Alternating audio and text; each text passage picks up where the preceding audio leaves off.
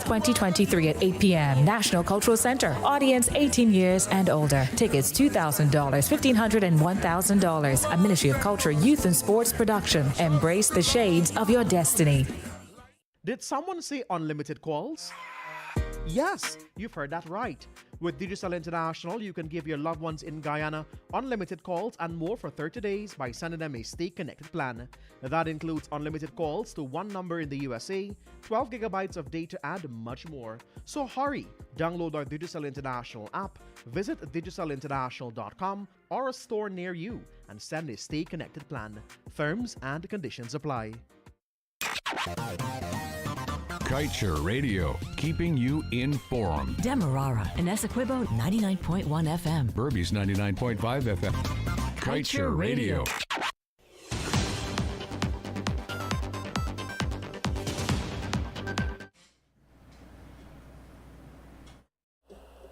Good day, welcome to your news at noon on Kaieteur Radio. I'm Kevin Smith. Attorney at law Elizabeth Dean Hughes, on behalf of herself and other concerned citizens, is urging the PPPC administration to cut the arrogance and opacity and submit the $2 billion gas-to-energy project to greater scrutiny. In a letter addressed to President Irfan Ali, Natural Resources Minister Vikram Bharat, head of the Gas-to-Energy Task Force Winston Brassington, as well as Exxon's subsidiary and its Stabroek Block partners, Hughes said there is much about the project that is yet to be clear. Her list of almost 30 questions to the officials sought to ascertain, for example, under which national legislation and regulatory institutions will the upcoming gas processing sector be regulated. She contended that it is critical that citizens be told of which existing statutory regulations will govern the gas processing industry in Guyana within the proposed Wales Development Zone and environs. The lawyer also demanded answers regarding the existing statutory regulations that will govern the gas pipeline. The lawyer also called on the government authorities to say what international codes and standards would be adopted to ensure the safety of design, manufacturing, construction, commissioning, and operation of offshore and onshore pipeline systems.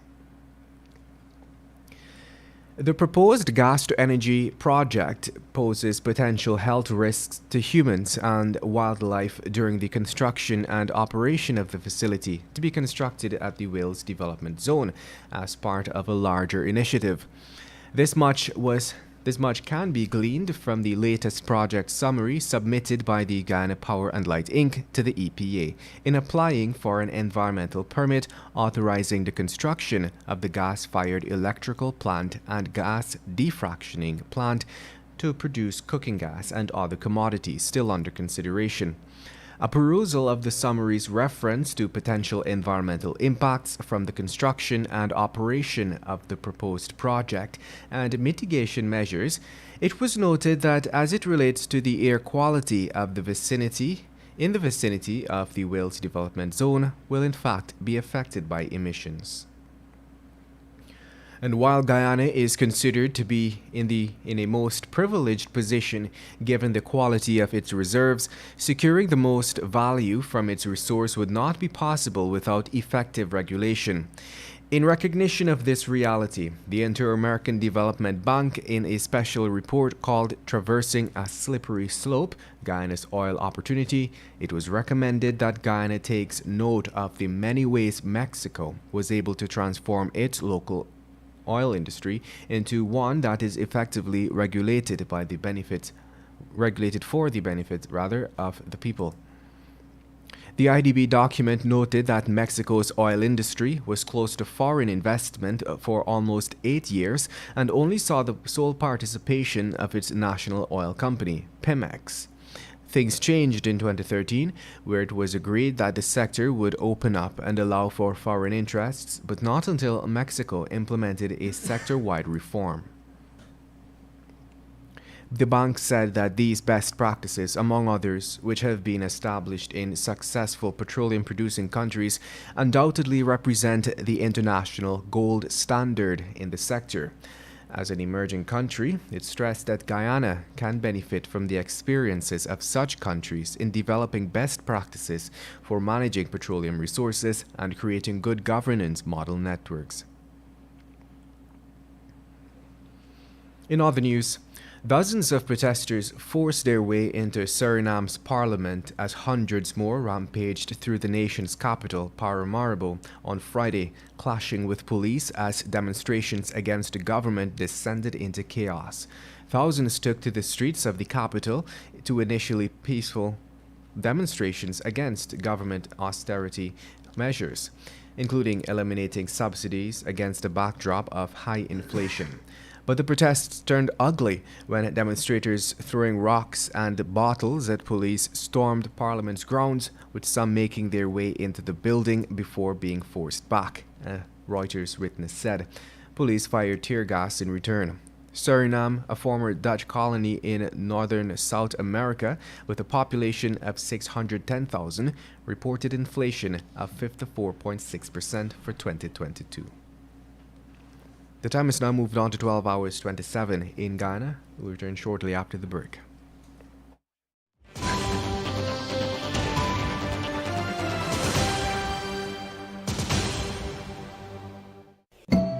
Wanting to protect your family during these difficult times of COVID-19 is natural. Stay at home, wash your hands often, and don't touch your face. Yes, Daddy. But are you doing these things too? And do you practice social distancing? Do you keep 3 to 6 feet away when you're shopping? Or at least stay an arm's length away in the supermarket? Remember, children learn from adults. So if you're not obeying the precautions, neither will they. We have to work towards the new normal together to keep our families safe and protected. Be part of the solution, don't add to the problem. Teach by example and do the right things. A message from the Child Care and Protection Agency, Ministry of Human Services and Social Security, and UNICEF.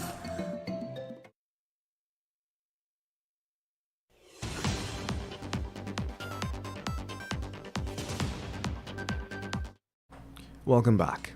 After leaving her home to visit her mother, located a few houses away, a Kwakwani woman returned to a burning house at the Kwakwani waterfront, Upper Berbice River, Region 10.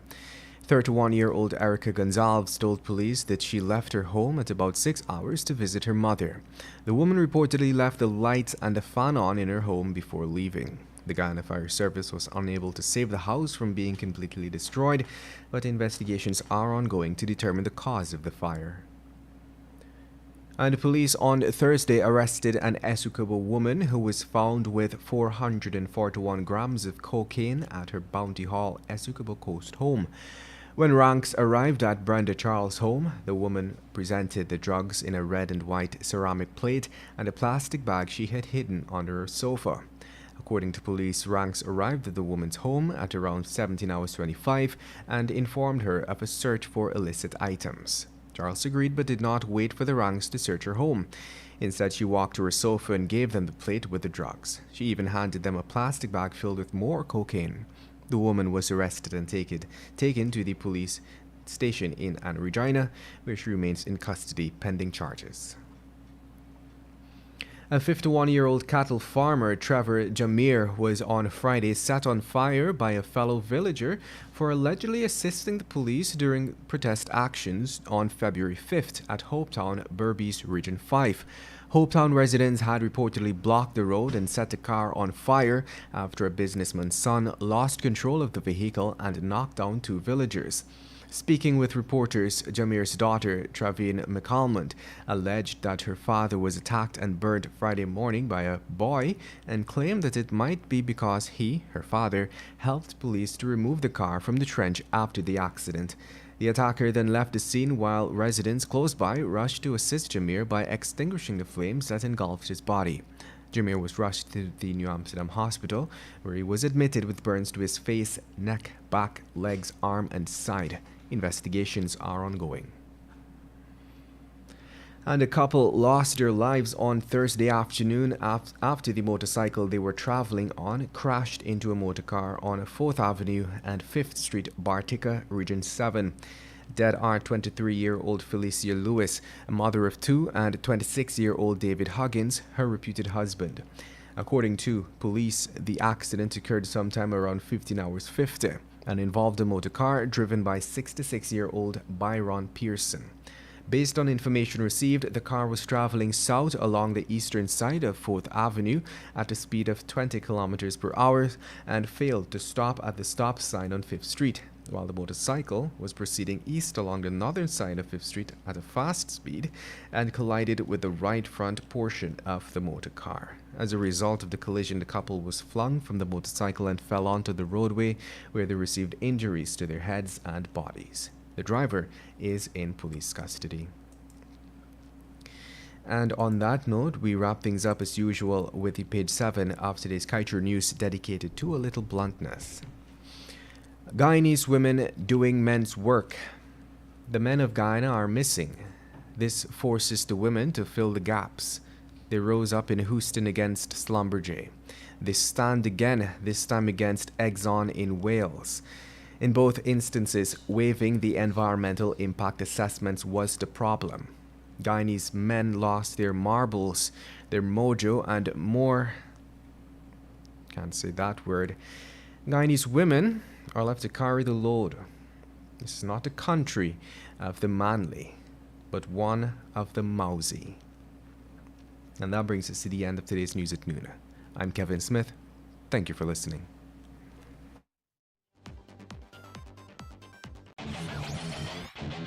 Want value for your advertising dollar? Then place your ads on Kaieteur Radio's Newscasts. Streamed live on 6 different mediums, reaching hundreds of thousands. Advertise today and watch your dollar grow. Call us on 225-8465 or 226-8210 today.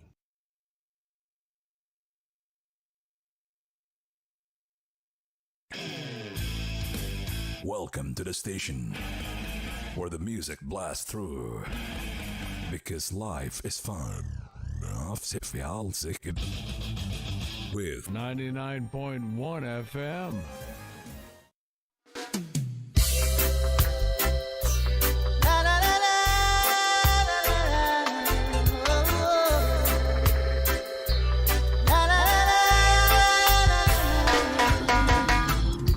A word from the wise, don't try to make life on your own. Remember that Jah just by your side.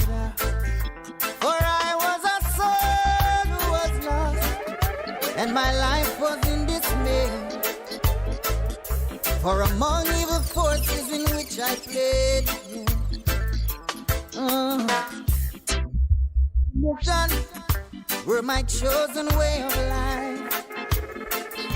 With God-fearing people I chose to strive. For all of the lives that are taken, they can never be replaced. But still Jah chose to remember my face. Though I never lived like he wanted, I'm still mindful of what he taught me. So now I beg and plead, I'm on my bending knees. 'Cause Father, you rescued me. I've got the scars to show. I barely made it along life's road. 'Cause when my life got dark, he was the only spark.